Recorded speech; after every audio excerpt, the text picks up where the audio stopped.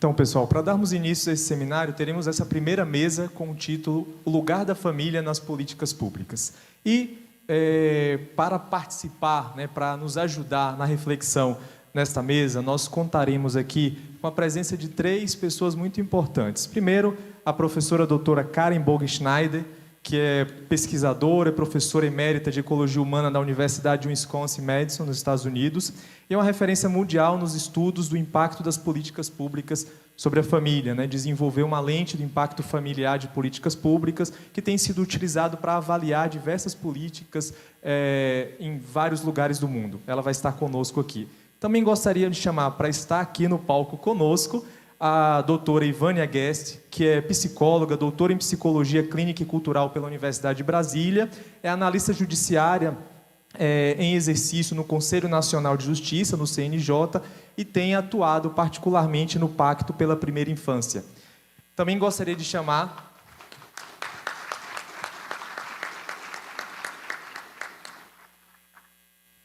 a doutora Michele Vieira, que é juíza de Direito do Tribunal de Justiça de São Paulo e é coordenadora do Centro Judiciário de Soluções de Conflitos de Nova Odessa e idealizadora do projeto AFIM, que ela vai falar um pouco para nós aqui o que constitui o projeto AFIM. Tem formação em desenvolvimento infantil e políticas públicas. Bem-vinda, Ivânia. E primeira infância pelo CNJ e também habilidades parentais pela Unicef, responsabilidade parental e abordagem familiar. Então, seja bem-vinda.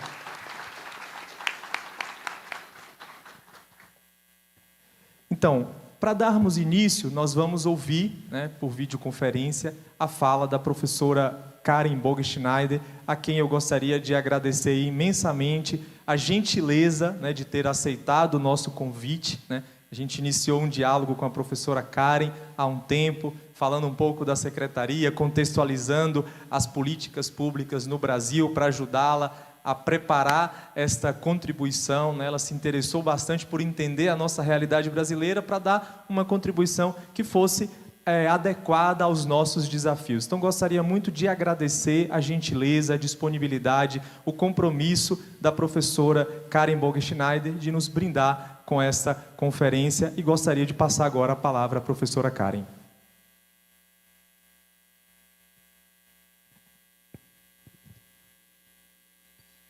Bom dia.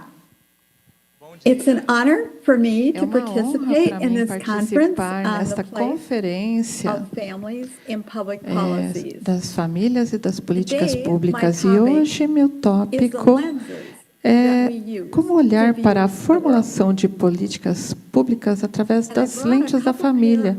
Quais são as lentes que nós usamos para ver o mundo? Eu trouxe aqui alguns óculos para mostrar para vocês. Eu trouxe aqui um óculos com lentes cor-de-rosa que nos fazem ver o que há de bom no mundo. E eu também trouxe o meu óculos de olhar o eclipse, que tem lentes que me ajudam a realmente ver o que há de ruim no mundo e afastá-lo. E hoje eu quero encorajar a todos vocês que se preocupam com as políticas públicas, que enxerguem o mundo através das lentes da família. Bom, eu estou falando aqui das lentes da família, sendo que eu venho de uma das nações mais individualistas na história humana. Então, se algumas das minhas ideias não fizerem sentido para o contexto brasileiro, por favor, não as levem em conta e apenas se foquem nas ideias que podem ser úteis para vocês. Bom, esse meu pensamento sobre as lentes da família vem do meu background. Eu tenho passado a minha carreira sempre junto às famílias e aos gestores, mas me pareceu que era como se eu focasse apenas nas árvores. Por alguns anos eu fiquei trabalhando na parte rural de Wisconsin e observei como é que as famílias lidavam com os seus desafios e como que as políticas as ajudavam. E depois, durante 25 anos, eu trabalhei com alguns gestores em vários estados dos Estados Unidos, ensinando-os sobre os resultados das políticas públicas. E eu observei em primeira mão como que os gestores usam essas evidências para fazer decisões a respeito da legislação. E essa experiência toda, trabalhando com as árvores, digamos assim, me inspiraram a me mover um passo além, a dar um passo além e olhar para a floresta inteira. Por que aqui as famílias importam para as políticas públicas? E hoje eu convido vocês a olharem para as políticas públicas através da lente da família. E esta lente vai oferecer a vocês uma ideia de como que a família influencia a sociedade. O que eu aprendi com o meu trabalho está resumido no meu livro sobre políticas públicas para famílias. Este livro tem 400 páginas, mas eu resumo em 10 palavras. É fácil e é possível construir uma melhor sociedade. Mas eu acho que muitos de vocês já sabem disso. E quando eu me preparava para este tópico, eu realmente estudei o sucesso econômico do Brasil e também os programas que vocês desenvolveram para fortalecer as famílias. Deixem-me mencionar 3 hoje. O Bolsa Família do Brasil, que alcançou mais de 11 milhões de famílias e foi aclamado em todo o mundo pelo seu histórico na redução da pobreza, da fome e da desigualdade. Também o Brasil lançou o programa da Visita Domiciliar Criança Feliz, que atende aproximadamente 3.000 municípios atualmente. Em 2022, o programa de fortalecimento das famílias fortes, também estava sendo implementado em 225 municípios. É muito impressionante. O objetivo da minha palestra hoje é discutir o valor de ver as políticas através da lente do impacto familiar. E eu discuto isso com o espírito de tornar o apoio às famílias no Brasil ainda melhor. Então, eu vou começar definindo o que é uma lente de impacto familiar e depois eu vou revisar as evidências sobre as contribuições que as famílias fazem para seus membros e para a sociedade. Então, o que é uma lente do impacto familiar? Deixa eu compará-la com outra lente mais familiar, digamos. No meu trabalho, uma das lentes mais comuns com a qual eu me deparo é a lente econômica. A maioria dos legisladores nos Estados Unidos não pensaria em aprovar uma lei sem primeiro se perguntar qual é o impacto econômico desta política. Outra lente é a lente individualista, que analisa os impactos sobre os indivíduos, mulheres ou homens. E as políticas que se centram nas necessidades das mulheres ou dos homens são incompletas se elas não pensarem nas famílias nas quais estes indivíduos residem, e sem considerar os papéis que a maioria dessas mulheres e homens desempenham como cônjuges, pais e avós. Essa lente individualista também é usada por ativistas e grupos variados para promover uma determinada política ou agenda que muitas vezes é limitada e egoísta. Em vez de focar no que é bom para a sociedade, a lente se concentra no o que é bom para mim e o que é bom para a agenda de pessoas como eu. Mas a lente do impacto familiar usa um conjunto diferente de lentes, de óculos, que incentiva uma visão maior, mudando o foco do relacionamento individual para o familiar. Ela se concentra no compromisso dos membros da família entre si, sem pensar no ganho pessoal, e reconhece o compartilhamento que ocorre dentro das famílias ao longo da vida para o bem dos seus membros e da sociedade. E para ver essas políticas através dessa lente do impacto familiar, nós encorajamos os legisladores a se perguntarem o seguinte: qual o impacto dessa política ou programa nas famílias? Como é que as políticas familiares beneficiam o bem-estar econômico e social da sociedade? E quais são as influências familiares que seriam mais eficazes e eficientes com estes programas? Então, quando fazemos essas perguntas, é importante reconhecer que os profissionais pensam sobre as políticas familiares de uma forma diferente dos políticos, decisores políticos. Eles estão mais interessados em como as políticas ajudam as famílias a cumprir as suas funções privadas. Por exemplo, qual o efeito que uma política tem sobre a capacidade das famílias de apoiar economicamente seus membros, criar suas famílias e cuidar de membros idosos, frágeis, ou doentes, ou com deficiências. Em contraste, os decisores políticos estão interessados no valor público das políticas e como elas ajudam as famílias a desempenharem funções que beneficiam a sociedade. Então, pensemos sobre o trabalho de um legislador. Alocar de forma justa e eficiente recursos públicos, de forma que eles melhorem o bem-estar econômico e social da sociedade.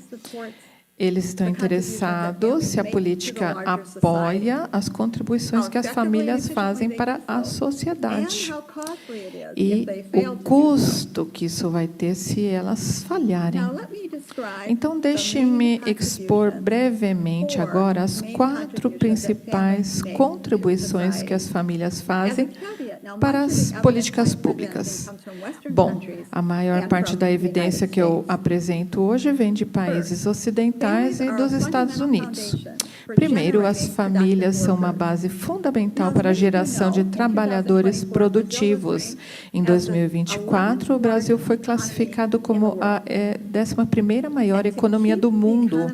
E para manter a economia forte na economia atual, baseada em conhecimento, dependemos do capital humano, que é impulsionado pela educação e competência da força de trabalho.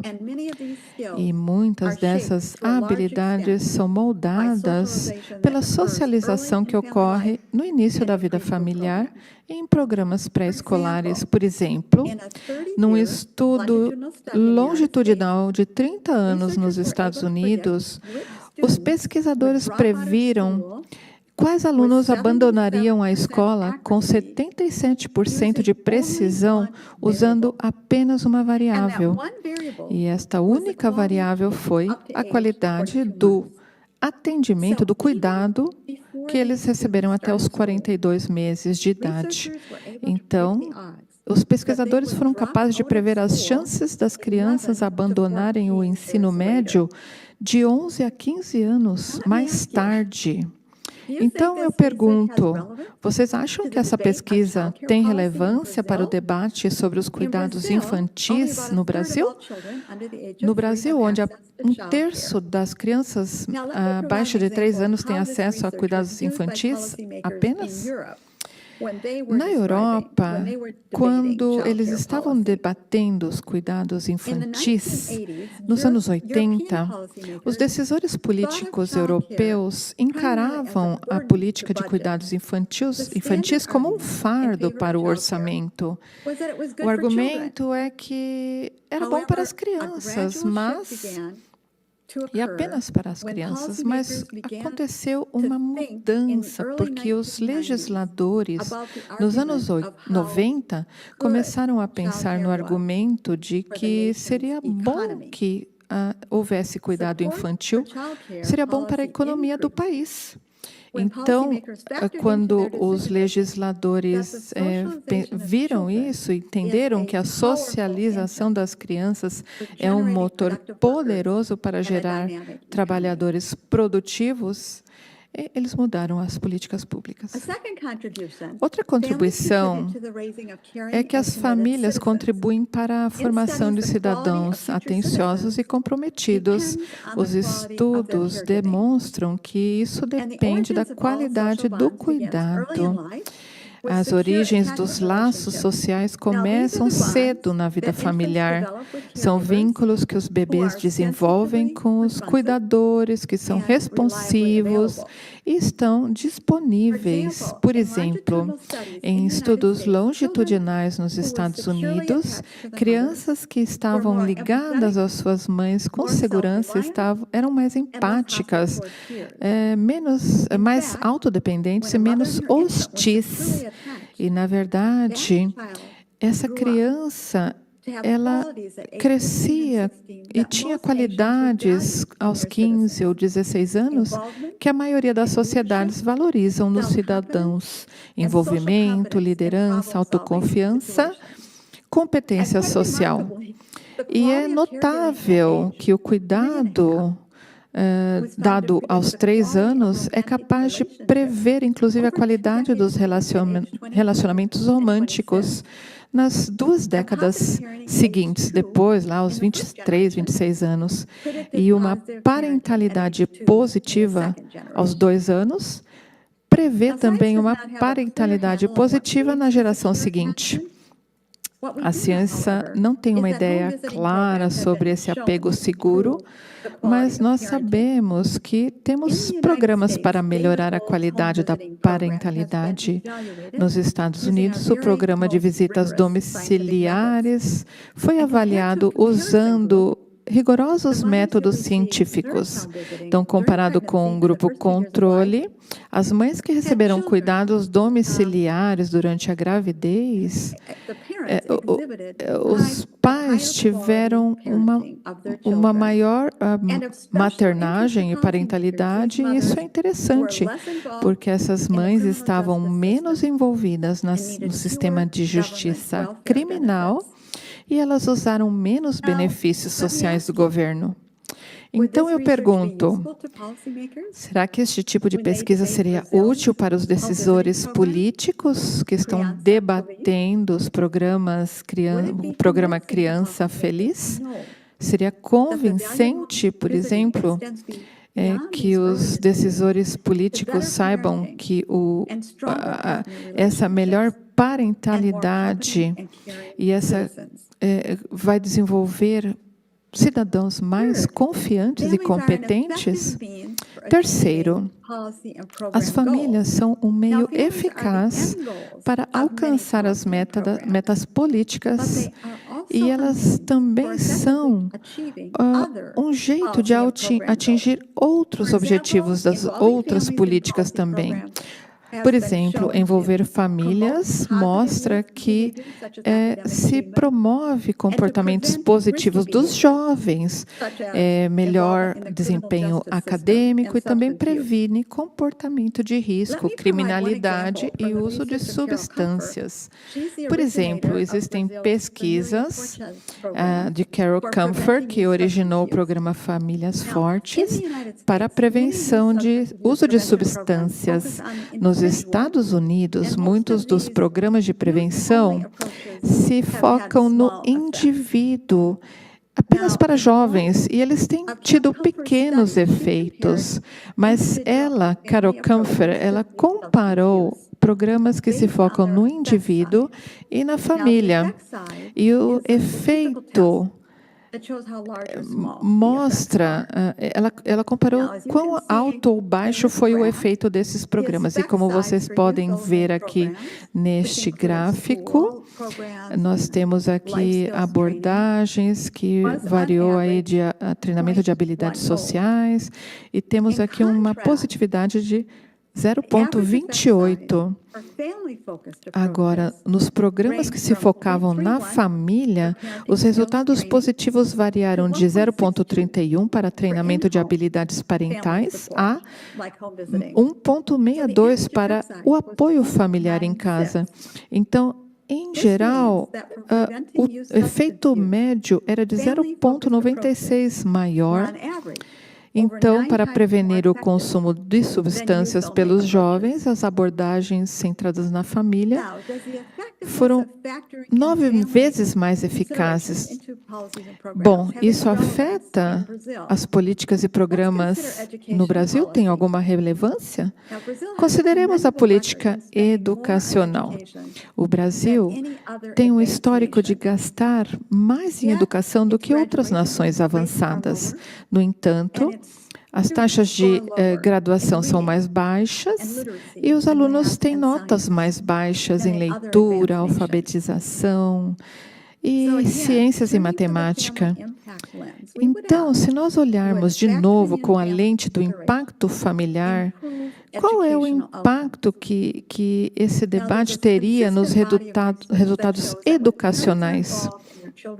Bom, as evidências mostram que quando os pais estão envolvidos na escolarização, as crianças têm notas melhores, têm melhor aproveitamento e desistem menos de frequentar a escola. Nas comparações internacionais, os alunos brasileiros relatam ter menos apoio por parte de seus pais do que em outras nações avançadas. E os professores, 6 em cada 10, relatam a necessidade de mais desenvolvimento profissional e cooperação com os pais. Será que os pais são parceiros que não estão sendo olhados para realmente conseguir as metas brasileiras? Então, nós temos que discutir isso para entender como que as comunidades podem se envolver na melhoria do envolvimento dos pais na escolarização dos filhos e tornar as creches mais adequadas para a família. Quarto, as famílias são um meio eficiente para alcançar metas políticas. Então, os gestores, eles querem saber se as políticas atingem os objetivos, mas também se são eficazes para fazer isso. Bom, quando as famílias estão envolvidas nessas políticas e programas, normalmente, esses programas são menos dispendiosos. Os pais querem doar seu tempo sem esperar recompensa financeira. Então, usar a lente do impacto familiar pode revelar como as famílias beneficiam a sociedade quando administramos essas políticas e programas. Pensemos nos administradores como burocratas em ministérios ou agências locais. Mas as famílias podem ser consideradas burocratas também, mas no bom sentido, quando elas cuidam dos parentes idosos, por exemplo. Nos Estados Unidos, nós temos uma política de imposto de renda do trabalho, que é eficaz para incentivar trabalho e tirar as pessoas da pobreza. E como que ela é tão eficiente assim? Bom, por quê? Por que ela tem um custo tão baixo para ser administrada pelo governo? Porque as famílias que administram o seu próprio crédito, elas declaram tudo isso nos formulários fiscais, que são muito complexos. Então, de cada 10 famílias, 6 têm que contratar pessoas para preparar esse formulário de impostos. Ou seja, esse custo elevado para as famílias explica o custo baixo para o governo. Então, será que as famílias podem ter esse papel de burocratas do bem para a administração de políticas públicas? Vejamos o Bolsa Família do Brasil. O governo administra transferências de dinheiro para famílias de baixa renda, que só recebem esse benefício se elas mandarem seus filhos para a escola e os vacinarem. Nos estudos, o Bolsa Família mostrou que realmente há um aumento da frequência escolar e vacinação. Então, o governo, com isso, economiza em criar outros programas que fomentassem, por exemplo, a frequência à escola. Então, será que os legisladores responderiam aos argumentos sobre investir no Bolsa Família, porque é um meio eficiente de alcançar vários objetivos sociais? Bom, a ideia que eu proponho hoje é que as políticas apoiam uma democracia forte e também as nossas famílias. E eu quero fechar agora resumindo em um parágrafo o porquê é importante que olhemos para a política pública com a lente do impacto familiar. As famílias são a pedra angular para criar filhos responsáveis que se tornem atenciosos, colaboradores empenhados e trabalhadores competentes. As famílias apoiam financeiramente seus membros, socializam as crianças e cuidam dos idosos, dos frágeis. Claro que as famílias podem ser prejudicadas por condições estressantes e que levam à incapacidade de encontrar um emprego, garantir cuidados infantis ou enviar seus filhos para a escola. Então, são necessárias políticas para ajudar as famílias a lidar com condições estressantes. Políticas poderiam ser mais eficazes e eficientes se considerassem as influências familiares. Então, mantendo a base familiar forte, hoje teremos retorno amanhã. Então, se vocês tiverem dúvidas, eu estou aqui e deixo aqui também as minhas informações de contato.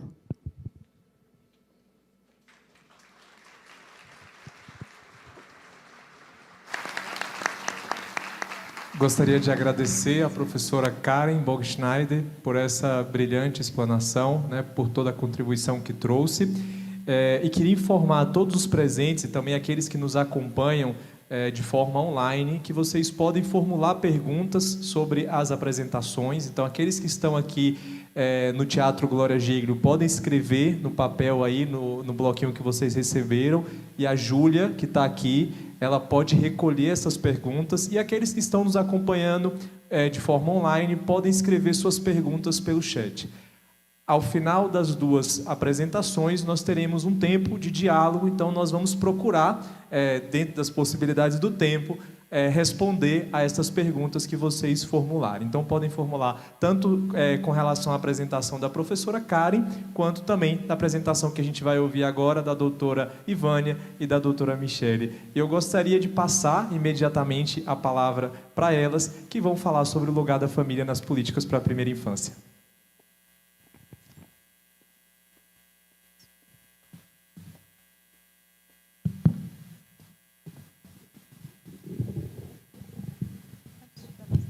Bom dia.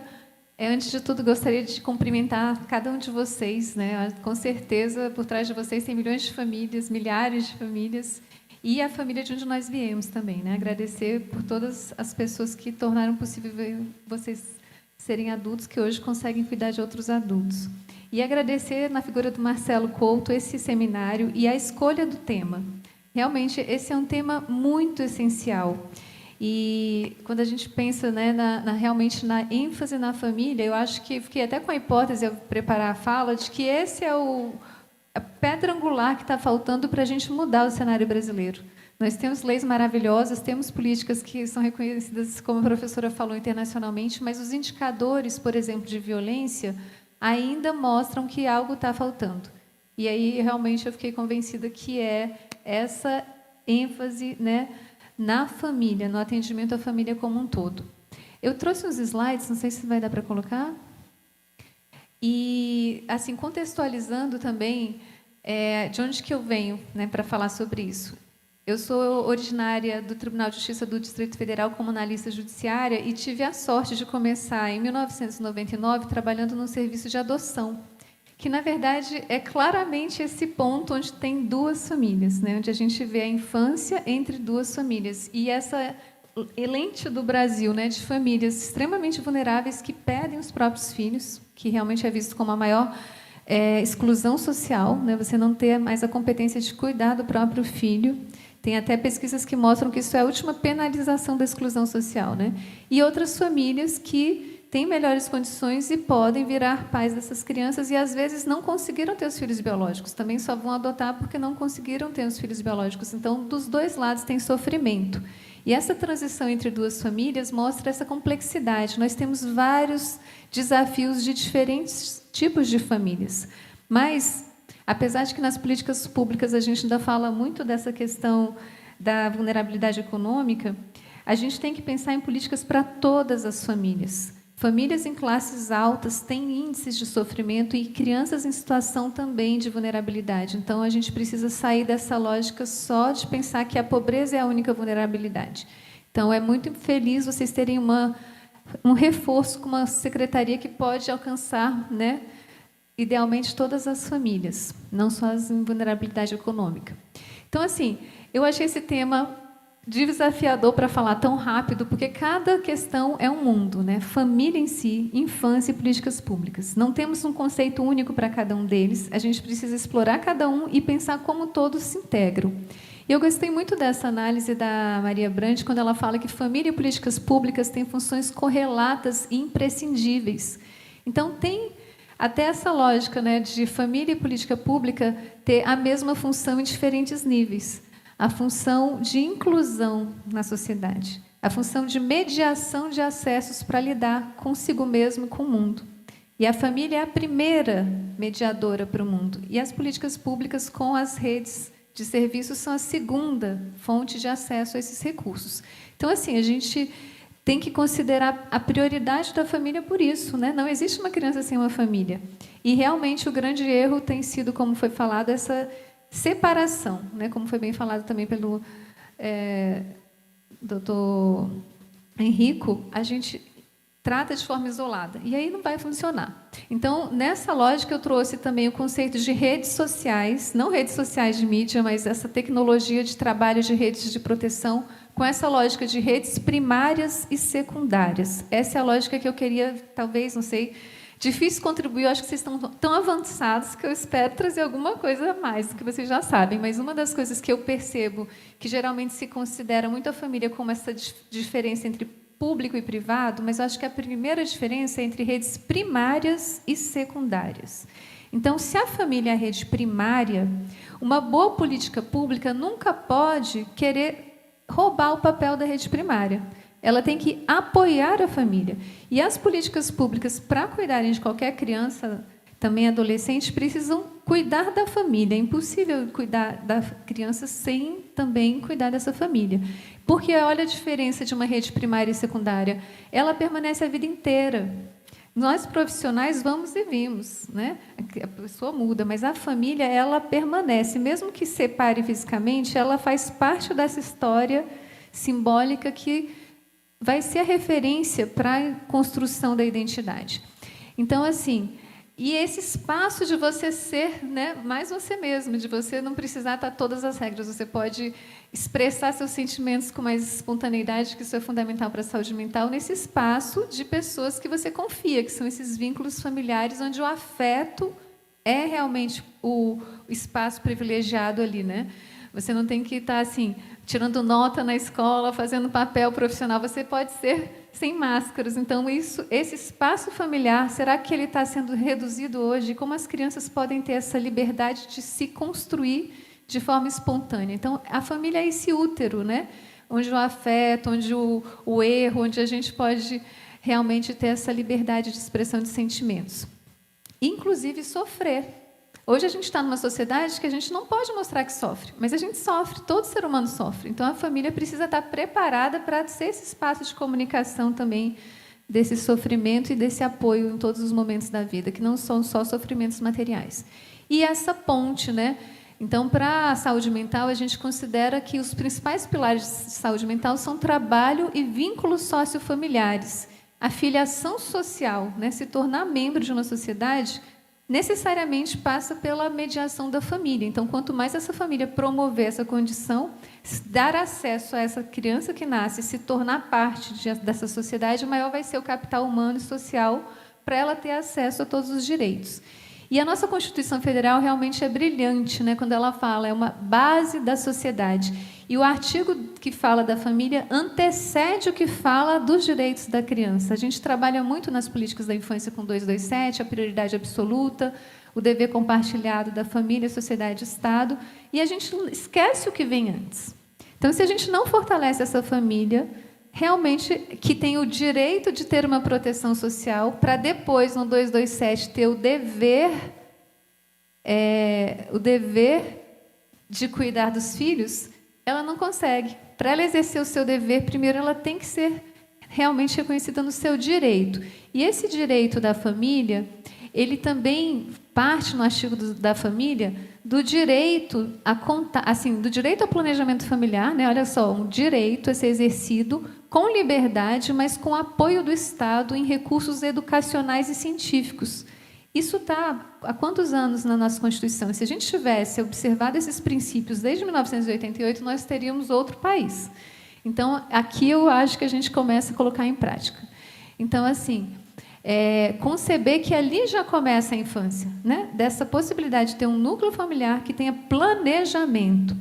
E planejamento é uma coisa que eu acho que a gente precisa fortalecer e que já é uma consequência da primeira infância que nós tivemos, né? A primeira infância trouxe também uma ênfase no reconhecimento do desenvolvimento humano, e é ali, nesse momento, que se forma até a capacidade de ter um cérebro que consiga planejar.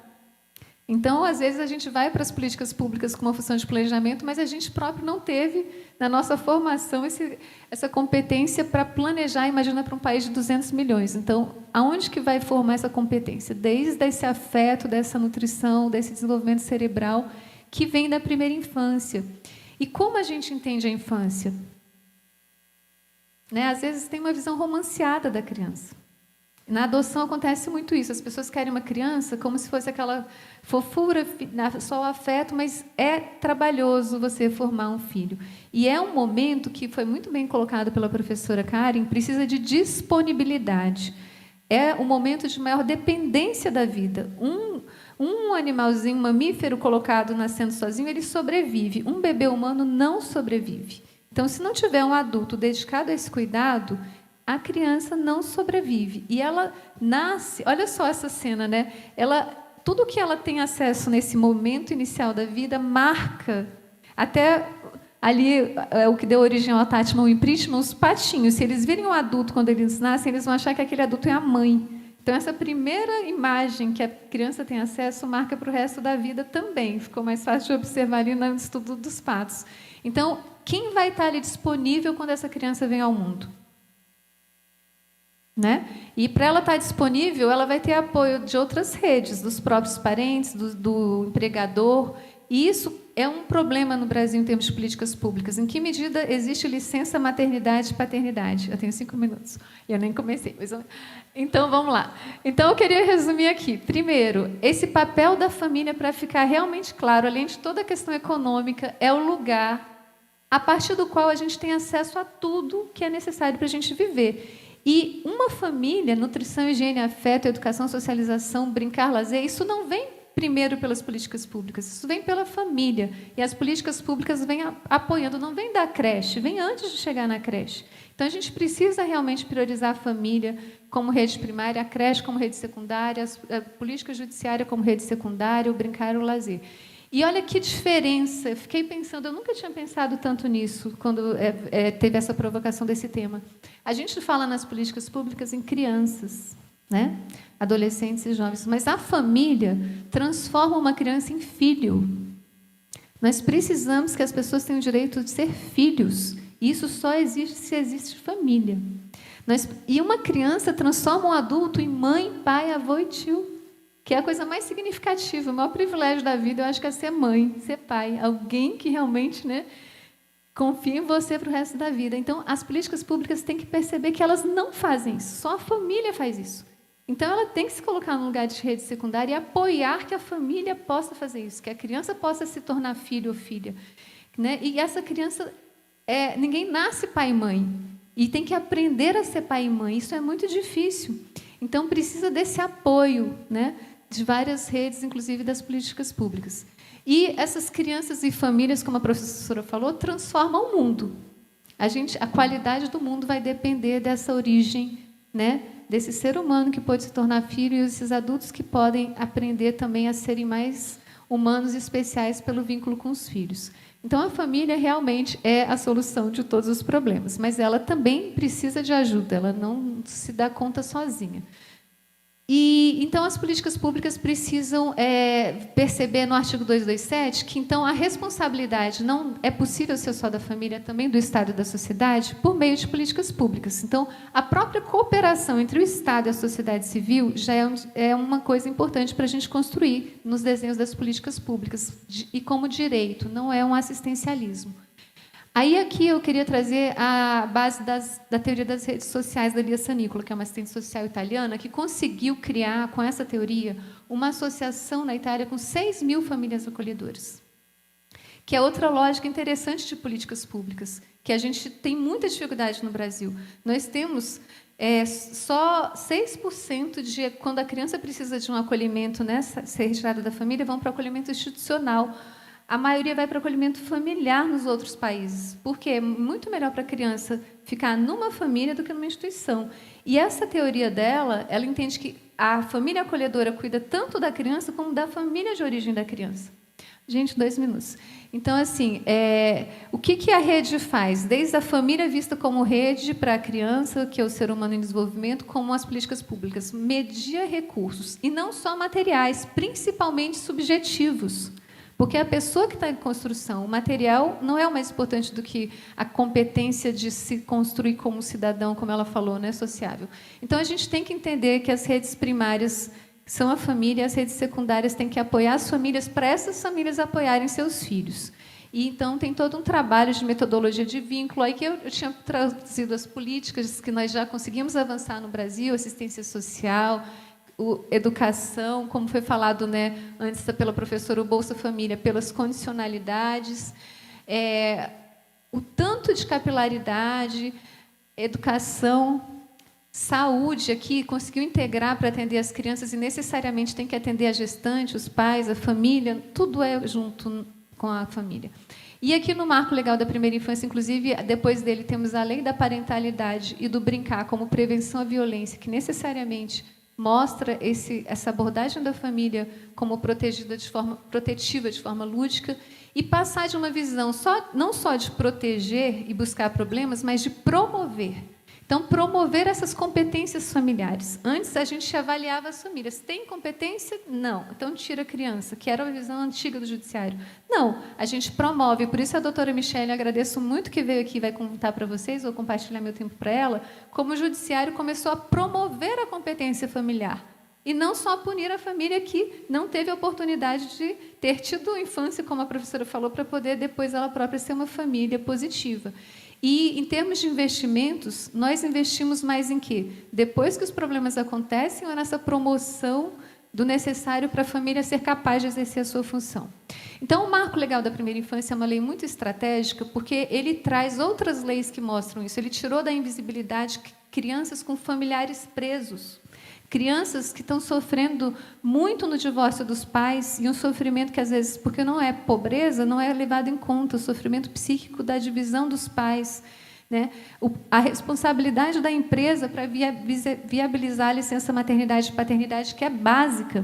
Né? Nós vamos ter, inclusive, dia 29 e 30 de agosto, em Brasília, o primeiro seminário de Justiça do Trabalho e Primeira Infância, mostrando que, mais do que cuidar de trabalho infantil, a Justiça do Trabalho tem que cuidar do acesso aos direitos para ser pai e mãe, licenças.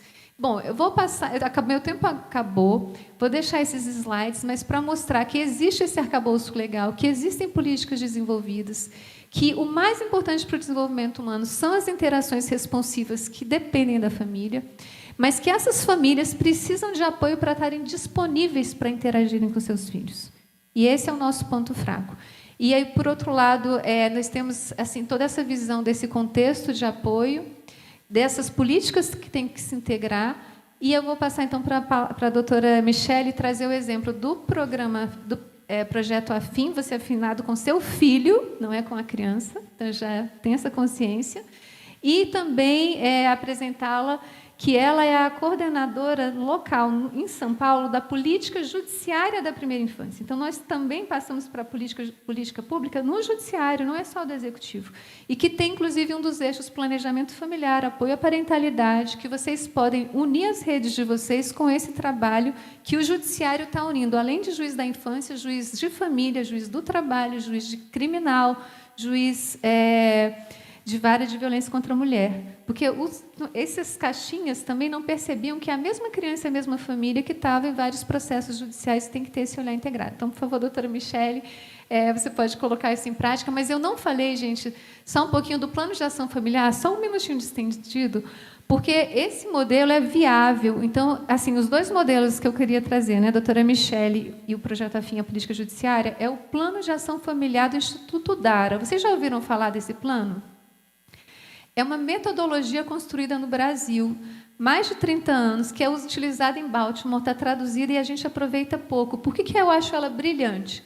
Ela foi construída de baixo para cima por uma médica carioca que atendia as crianças internadas morrendo, conseguiam salvar em termos de tratamento de saúde, e na hora de voltar para casa a mãe falava: fica com meu filho, eu não vou conseguir cuidar, ele vai morrer. Aí ela começou a apoiar essa família. E o que ela fez? Ela cumpriu o que está na Constituição Federal.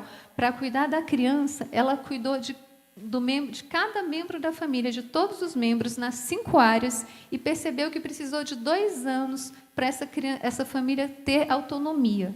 Então, ela até se chama do programa Bolsa Família com porta de saída. E eu não conheço nenhum programa que olhe todos os membros em todas as áreas. Então, eu acho que isso é uma referência para a Secretaria da Família. Ela tem até o cálculo de quanto economiza com isso, prevenindo reinternação. E ela está agora, em função do Pacto da Primeira Infância, sendo uma referência para a gente construir metodologia de reintegração familiar, que nós não temos no Brasil ainda. Então, assim, eu acho que era essa referência, e dizer que a gente também precisa incluir mais o homem nas políticas públicas, porque as mulheres estão sendo assim reforçadas como quase as únicas responsáveis. Então, existem estratégicas para o pai também participar melhor. Bom, ficaria falando muito mais tempo, espero que no debate a gente dê continuidade.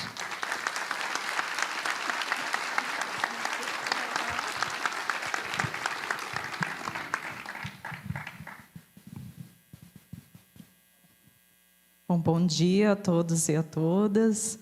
Quero agradecer pelo convite e a oportunidade de fala, tanto à Prefeitura de Osasco, como também minha amiga Ivânia. Parabenizar a palestrante Karen, a Ivânia, cumprimentar a todos vocês, na pessoa do secretário Marcelo Couto, a quem agradeço também a oportunidade. Fiquei muito feliz de saber que Osasco está envolvida com a família, com a infância, com esse compromisso. Assim como eu acho que isso, assim como nós, né, que estamos aqui, isso deriva de algum inconformismo com a situação atual. Então, por isso, todos temos que agir na medida das nossas possibilidades, né? Bom, a Ivânia pediu que eu fizesse essa intervenção na fala dela para trazer um pouquinho do contexto do trabalho que eu desenvolvo já há 7 anos. Então, eu vou tentar ser bem breve. Ela poderia falar todo o tempo dela, que estava maravilhoso. Mas, como ela me chamou para falar, eu vou falar um pouquinho. Bom, essa parte que fala da família, da importância que a família tem no desenvolvimento da criança em todas as dimensões, especialmente sobre a responsividade, a qualidade da interação, a permanência dessa interação, a disponibilidade da família, a presença, o cuidado, o afeto, o toque físico, a participação na educação, no crescimento, em todas as demandas, né? Tudo isso, as pesquisadoras aqui falaram muito bem, então não vou retomar essa parte, né? O que a gente sabe é que a criança, pela história, foi invisibilizada, e agora a gente está numa era em que a criança aparece como sujeito de direitos. E nós temos aí um desafio bem grande, aliado à pauta normativa que vem crescendo, vem avançando, né, na tutela desses direitos, também o desafio de conseguir fazer a ação, realmente realizar ações, né? Sair do papel todo esse sonho que a gente tem de que a família que a sociedade seja composta por famílias saudáveis, famílias felizes e realizadas. E por tudo isso que foi falado aqui, a gente percebe que não tem outro caminho, né? O caminho é cuidar do ser humano, assim como foi falado aqui pelas autoridades, né? O caminho é cuidar do ser humano desde a sua essência, porque é ali mesmo que vão nascer todos os estímulos positivos capazes de fortalecer as potencialidades. Bom, então, a minha participação aqui, falei que eu ia ser breve, já estou me estendendo, mas a minha participação aqui é só para trazer um pouquinho desse contexto, né, uma contribuição prática disso, né? Lá em 2017, quando eu já estava aí à frente da vara da infância, a minha vara cumulativa na comarca de Nova Odessa, né, como juíza, eu já me inconformava com aquilo que a gente via, né, na prática, no judiciário e na vida também, né, com relação aos cuidados das crianças, né? Quanto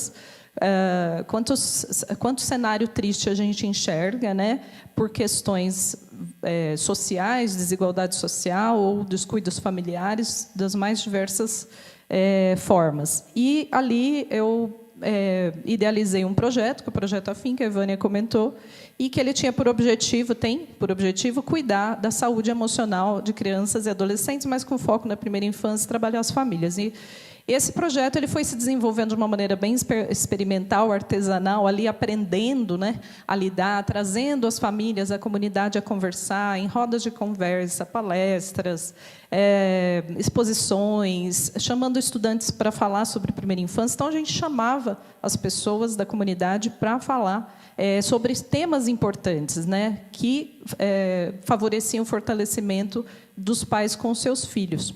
E foi passando o tempo nessa experiência e a gente foi conhecendo pessoas, foi tendo oportunidades de que as pessoas comparecessem ao projeto para saber mais, e também nós pudemos levar a ideia do projeto para vários municípios, em várias oportunidades de fala. E aí eu tive a alegria de participar do seminário do Pacto Nacional, que é um trabalho do CNJ que realizou, né, em todo o Brasil. Foram seminários regionais, e esse seminário chegou na região Sudeste. E a Ivânia, aí, tive a oportunidade de conhecer a Ivânia, né, e ali ela só abriu as portas para que esse trabalho aumentasse cada vez mais, por isso minha gratidão, para a gente poder falar mais sobre isso de uma maneira mais ampla, né? E naquele momento em que eu conheci esse trabalho do CNJ, eu pude voltar o Projeto Afim para o olhar das políticas públicas e para a sensibilização dos gestores. Por quê? Porque trabalho voluntário a gente não consegue ir muito longe, né? A gente faz o que é possível, porém a gente não consegue a maneira de ampliar esse trabalho só por meio de orçamento, né? Então é trabalhar com gestores mesmo. Com o passar do tempo, esse trabalho com gestores acabou me dando a oportunidade de representar a Coordenadoria da Infância e Juventude hoje, que eu sou membro da coordenadoria, né, colaboro para a coordenadoria, e o Conselho Nacional de Justiça, em 2022, criou a Resolução 470, que institui a política judiciária da primeira infância no Estado, criando os comitês gestores locais.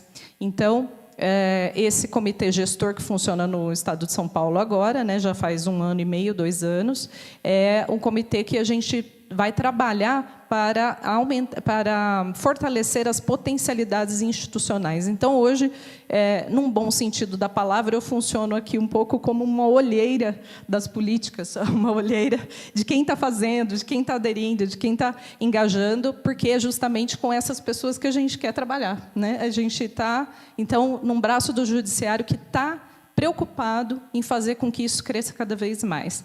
Meu tempo esgotou, então eu não vou falar muito mais, mas eu me coloco à disposição. Eu vim realmente não como palestrante, mas como uma articuladora, que eu acho que é o que mais se encaixa na minha tarefa aqui.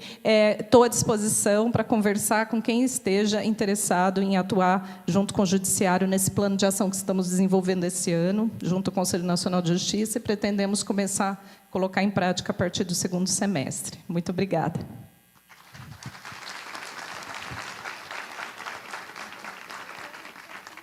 Gostaria de agradecer à doutora Ivânia, à doutora Michele, pelas considerações. E tem um ponto que une aqui, né, as duas apresentações, né, a professora Karen e a Ivânia, né, e também a doutora Michele, falaram do apoio às famílias, né, de apoiar as famílias e não substituí-las, né, porque a gente entende que não é possível que a política pública faça pelas pessoas aquilo que as famílias fazem. Mas a gente sabe que muitas vezes as famílias não estão em condições. Então, o desafio, quando a gente fala de família e políticas públicas, é apoiar famílias, para que famílias possam funcionar de forma adequada e promover o desenvolvimento integral dos seus membros e, consequentemente, garantir o desenvolvimento da sociedade. Então, esse é o desafio, né? Então, quando a professora Karen trazia na fala dela dos pontos lá, os pontos que ela nos convidou a refletir, em todos eles tinha esse desafio. A gente precisa de melhorar o capital humano e a gente precisa apoiar as famílias, porque se as famílias funcionarem melhor, as crianças vão performar melhor na escola, elas vão desempenhar mais. E olha que coisa interessante, né, esse dado, a gente investe mais em educação do que muitos outros países que têm resultados melhores. E qual o caminho? A gente precisa apoiar também essas famílias, né? Porque a boa educação não tem a ver somente com livro, com material didático, com infraestrutura física das escolas, remuneração dos profissionais de educação, tudo isso importa. Mas um funcionamento adequado das famílias garante melhor resultado. A gente pode falar isso em vários outros casos. Enfim, então a tônica, né, o que eu entendo que é a marca dessa primeira palestra é a necessidade de apoiar as famílias. Famílias precisam de apoio. E apoio que vão em vários campos. A gente vai ter uma mesa, né, a segunda mesa vai falar sobre família e trabalho. A Ivânia trouxe aqui, são dois âmbitos fundamentais. A família exige tempo, dedicação, sobretudo quando as crianças estão nas suas fases iniciais. Só que essas pessoas que precisam se dedicar ao desenvolvimento das crianças, elas também têm que prover o sustento delas e dos seus filhos. E é necessário que haja uma conciliação entre o trabalho e a família. As práticas das famílias precisam ser práticas responsivas.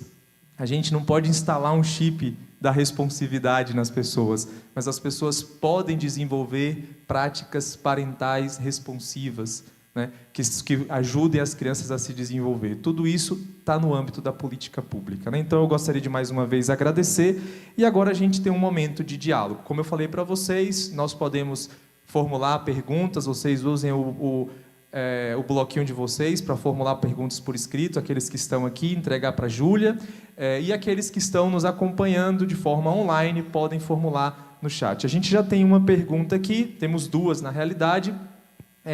Uma delas a gente vai ter até uma mesa específica sobre isso, mas eu vou colocar. Uma pessoa coloca a seguinte questão e não indica para quem, então a gente vai dar o tempo de resposta tanto para a professora Karen quanto para a Ivânia e para a doutora Michele. Como investir ou cuidar da parentalidade, considerando que muitas famílias são formadas por mães solo, né? Então, esse é um exemplo, a Ivânia já apontou um pouco esse desafio aqui do envolvimento e do engajamento dos homens nas famílias. A gente vai ter uma mesa sobre parentalidade, então, certamente, eu vou até guardar essa pergunta, porque vamos colocar ela mais uma vez para a professora Maria Beatriz, para a professora Zila, que na terceira mesa vão falar especificamente do tema da parentalidade, mas já fica para elas aqui também. Outra pergunta de que maneira as políticas públicas podem apoiar e fortalecer a família em diferentes contextos. Então, uma pergunta mais ampla, talvez aqui, que pudéssemos dar exemplos práticos, né, de políticas que apoiem as famílias nessa lógica de apoiar as redes primárias e não substituí-las. Uma terceira pergunta que chega aqui para a gente é: capacitação dos profissionais para trabalhar essas políticas públicas, no caso da implementação dos projetos no município, né? Então, uma questão aqui sobre a capacitação. Aqui também, mais uma vez, acho que a gente vai poder falar isso também na terceira mesa, né? Porque vai se falar sobre isso, ele cita especificamente o programa Famílias Fortes, então a gente pode também deixar essa pergunta. Enfim, passo agora a palavra para a professora Karen, e depois para a Ivânia e a doutora Michele na sequência. Então, como investir na parentalidade, considerando que muitas famílias são compostas por mães solos, e de que maneira as políticas públicas podem apoiar e fortalecer as famílias em diferentes contextos.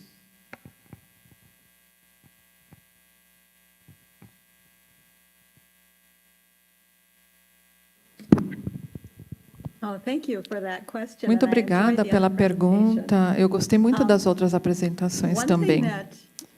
Uma das coisas que nós fizemos nos seminários de impacto familiar, nos quais eu trabalhei, é que nós oferecemos seminários onde estão os legisladores a nível federal, e nós falamos sobre como abordar os problemas da sociedade através da lente do impacto familiar. Por exemplo, a primeira palestrante falou do cérebro pensante. Um dos nossos seminários mais impactantes é sobre o desenvolvimento do cérebro na primeira infância. E os palestrantes falam sobre como a boa parentalidade é que nem jogar tênis. Você joga a bolinha para lá e para cá. Então, você responde a seu filho, o filho responde ao pai, e os legisladores gostam dessa analogia. E que tipo de política, então, promove esse desenvolvimento do cérebro? Então, nós temos políticas que funcionam muito bem para uma variedade de formatos de família. Então, a gente trabalha tópico a tópico. Fizemos um seminário sobre criminalidade juvenil e também, respondendo à primeira palestrante, nós olhamos para estudos de adolescentes que tiveram problemas com a lei e foram removidos de sua família.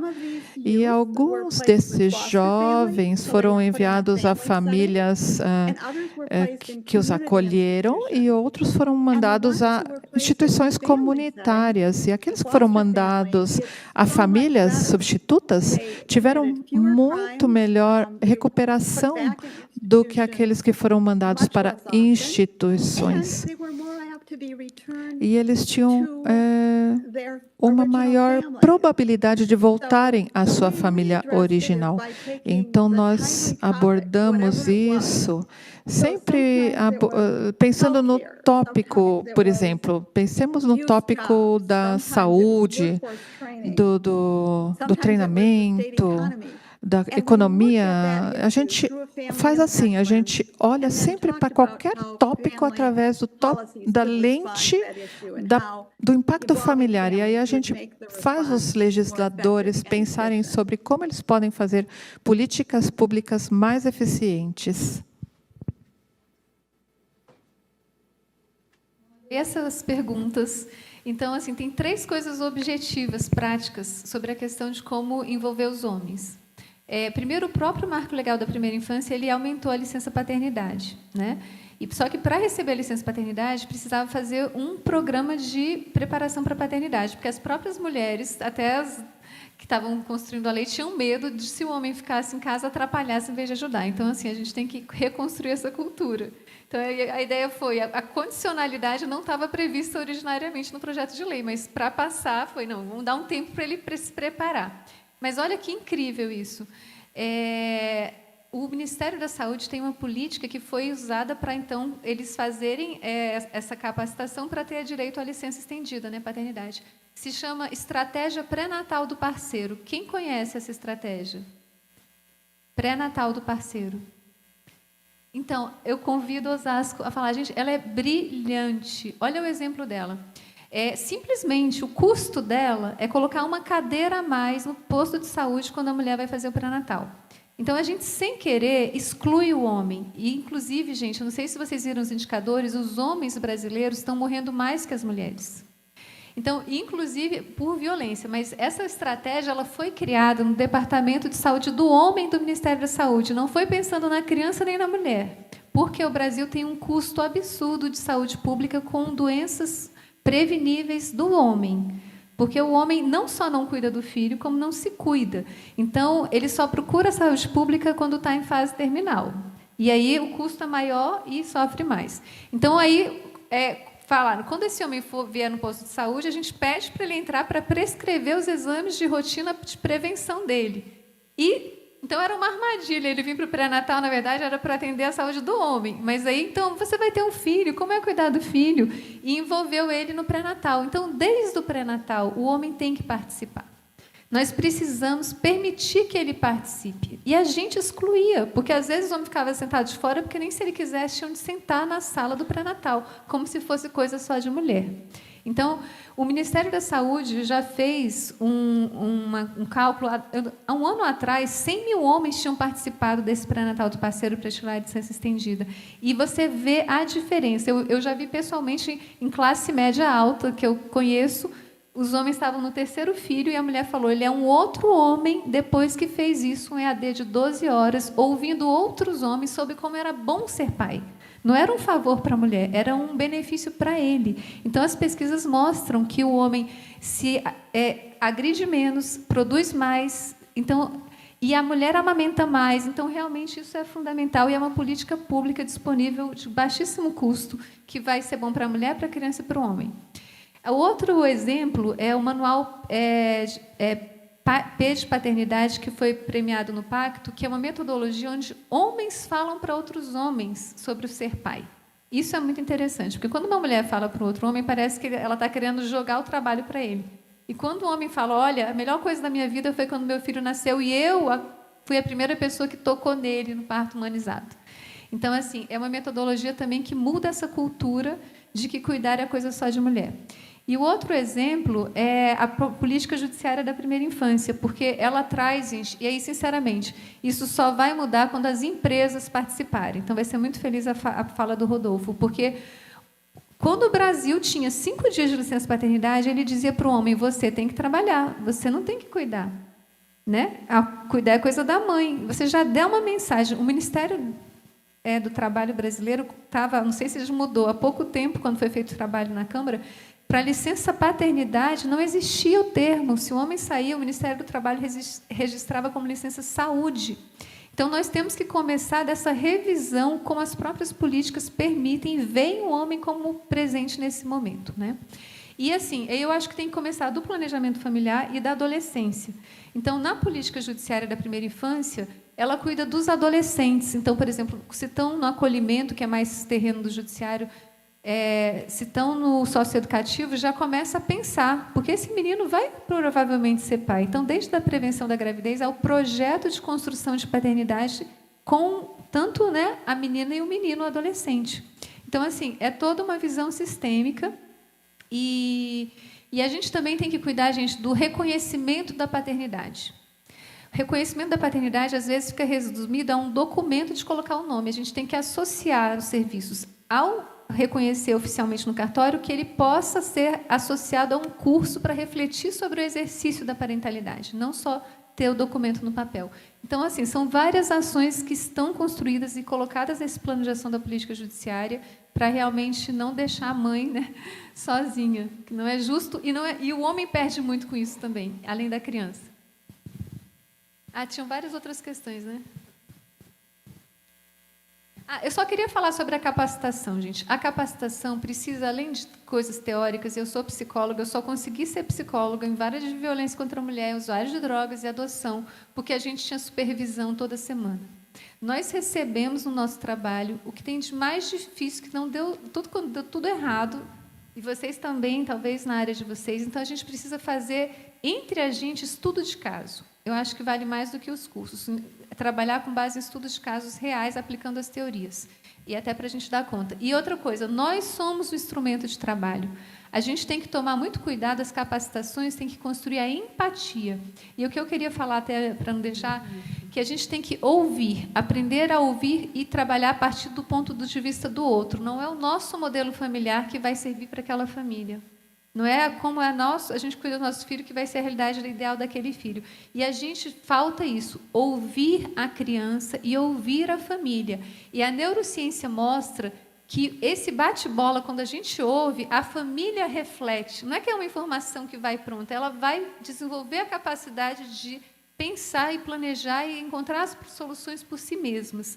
Desenvolve cerebralmente a escuta ativa. Então, acho que a principal capacitação seria da empatia, se colocar no lugar dessa família, de contextualizar ela historicamente e de, inclusive, eu amo trabalhar com a primeira infância para prevenir que as crianças agora percam a oportunidade de, quando forem adultas, conseguirem ser boas famílias.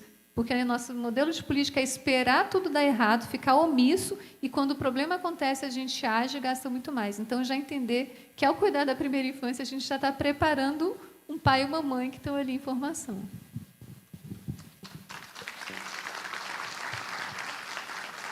Olha, tanto a fala da Ivânia quanto da professora Karen contemplou alguma das outras perguntas que chegaram aqui. A gente não vai conseguir, infelizmente, responder todas agora, mas a gente vai tentar, ao longo do dia, responder essas perguntas nos momentos. A gente está com um pouco de atraso, então eu queria só passar para uma consideração da doutora Michele sobre essas perguntas. Aqui algumas pessoas também falam sobre a questão de famílias que estão em contextos bastante estruturados pelo meio social, às vezes já em acompanhamento do conselho tutelar, e como apoiar essas famílias, né? Então, a questão de... Alguma pessoa pergunta também sobre a judicialização. Também temos perguntas aqui sobre a questão de famílias com pessoas idosas, né, que demandam cuidado, né, um nível alto de dependência. Então, como fazer, né, sugerir que os adultos parem de trabalhar para cuidar dos seus pais, judicializar todos os casos, né? As vagas são poucas, né, nas instituições de longa permanência, tanto nos centros dias quanto nas instituições de longa permanência. Enfim, temos uma série de perguntas, mas para a gente garantir a nossa programação, vamos ver se a gente consegue, num momento, responder essas perguntas. Eu queria passar para a doutora Michele para considerações. Bom, obrigada. Bom, as perguntas são bem amplas, muito complexas para o tempo que a gente tem, mas eu gostaria, se eu puder falar duas questões que podem ser uma luz para a resposta de todas essas perguntas, inclusive as anteriores, eu diria que é a gente cumprir o marco legal da primeira infância, que prevê a estratégia da intersetorialidade, né? E também a criação e implementação dos planos municipais da primeira infância, baseadas no diagnóstico da cidade. Então, ali você fazendo um estudo da cidade, reconhecendo onde estão as vulnerabilidades, as famílias disfuncionais, ou seja, tudo aquilo que precisa ser trabalhado numa integralidade, cuidar da criança em todas as suas dimensões, trazer a família para perto. Esse é o primeiro caminho que eu acho que o Marco Legal já deu a cartilha para a gente seguir. É isso. E eu fiquei muito feliz de ver o Osasco trazendo seus secretários aqui, ou seja, não é só o secretário da Família, das Finanças, né? Então, várias secretarias, é assim que tem que trabalhar. Não dá para um falar sozinho e tentar realizar, porque sozinho não vai realizar. Então, precisa realmente integrar. E essa mãe solo, o que ela precisa? Muito mais do que a família que já está composta, ela muito mais, né? Precisa da rede de apoio, ela precisa de todas as secretarias olhando para a situação dela, né? Às vezes é uma questão de habitação, não é só assistência social, é habitação também, não é?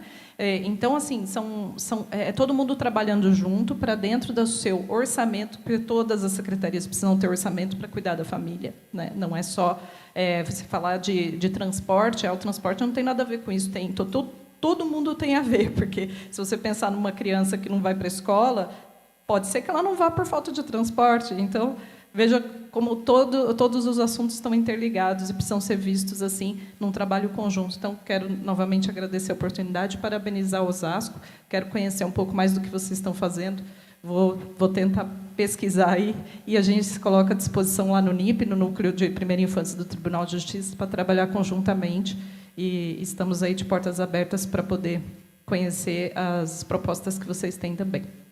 No campo do judiciário, do sistema de justiça, para aprimoramento do sistema de justiça aqui de Osasco. Bem, obrigada.